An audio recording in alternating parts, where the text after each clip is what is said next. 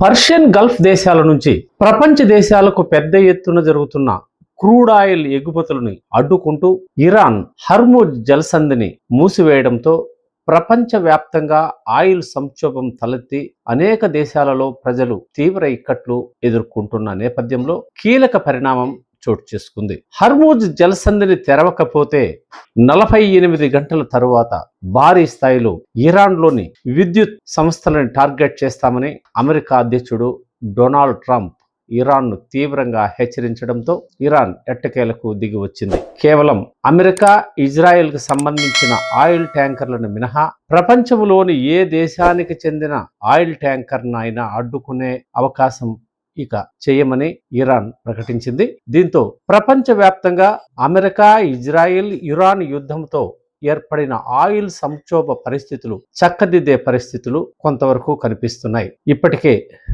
Hormuz జలసంధిలో వందల సంఖ్యలో నిలిచిపోయిన ఆయిల్ ట్యాంకర్లు ఈ నిర్ణయంతో పలు దేశాలకు త్వరలోనే చేరుకునే అవకాశాలు ఉన్నాయని పలువురు నిపుణులు అభిప్రాయపడుతున్నారు.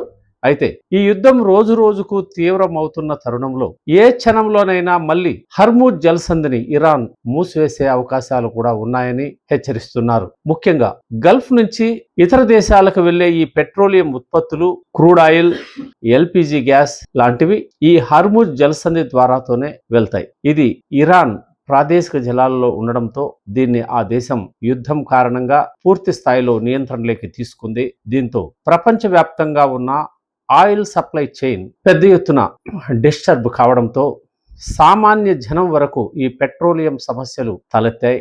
ఇప్పటికే అనేక దేశాలలో సామాన్యులు తీవ్ర ఇబ్బందులు ఎదుర్కొంటూ గ్యాస్ కష్టాలు మోస్తున్నారు. ముఖ్యంగా అనేక దేశాలలో హోటల్ పరిశ్రమ పెద్ద ఎత్తున దెబ్బతింది. ఈ నేపథ్యంలో డొనాల్డ్ ట్రంప్ తీసుకున్న ఈ కఠినమైన నిర్ణయం కొంతవరకు ఉపశమనం కలిగిస్తుందనే చెప్పాల్సి ఉంటుంది.